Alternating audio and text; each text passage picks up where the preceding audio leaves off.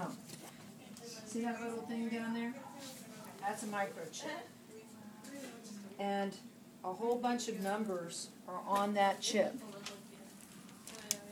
you find it?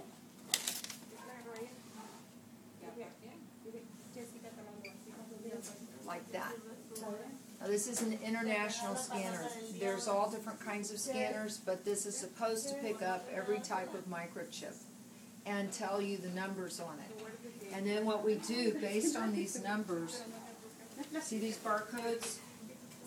What we're doing now is we're putting these numbers on the client's records, sending a barcode to the health department to register it with the health department, so if the dog gets lost, their computer will tell them. This is an international chip. This is the city's $5 chip, and the city's $5 chip is not nationally activated unless you call and make another phone call and pay a whole lot more money. Let me show you. They have a needle in here. Yeah. See how big that needle is?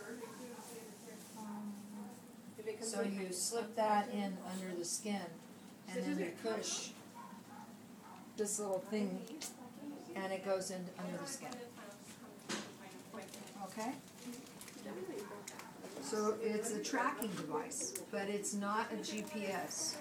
So if the dog gets lost, somebody has to find it and take it somewhere that has the correct scanner to scan. The other problem with microchips is that they migrate. They're supposed to be inserted here between the shoulder blades.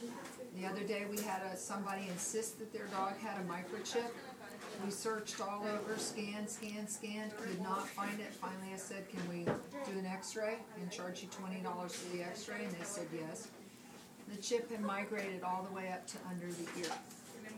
And so when we scanned it, we were able to find it, but that means that if the owner's dog gets lost and the shelter finds it, they're going to have a harder time knowing that it's chipped. So what we might want to do in the future is tattoo that dog with the microchip numbers, so they can migrate. That's the biggest problem with microchipping. How can a microchip affect an animal's behavior? It doesn't at all. Not at all. It picas when it goes in, just like any shot. And it picas a little more because it's a bigger gauge needle than what we usually use. But it's not going to affect the behavior of the dog afterwards. How does it affect an animal's health in any way? No. No? Not accidents. Oh. We have not, since we've been chipping, and I've been chipping as long as 15 years, had any dog have a reaction to the chips. Okay. Another question is, how do you perform a neuter or a spay? Okay, y'all are asking questions that require tremendous explanations and visualization, okay? Both procedures are done under anesthetic. Both procedures are done with sterile techniques.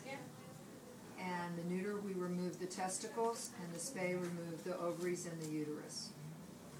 Okay? These are way out there questions. So these are questions my magnet students need to see, to visualize, to know what's happening. And I do take magnet students from Alexander, Martin, and from South Laredo. Something to keep in mind, Karen? Although it depends on what you're interested in. United High School's magnet, the kids are doing better in college than the kids going from Alexander. It's what I'm seeing from my college kids that I know. Any neuters or spay affect an animal's health? If you don't neuter or spay them, you have more problems. We do them for the health of the animals. We do the neuters for the male dogs so that they don't roam, so they don't reproduce when you don't want them to, and so that we prevent 3 forms of cancer, all associated with testosterone. Testicular cancer,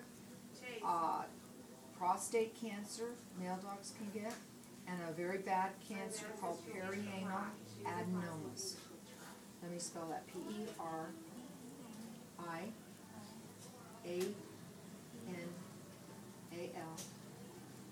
Adenoma is the next word. Adenomas.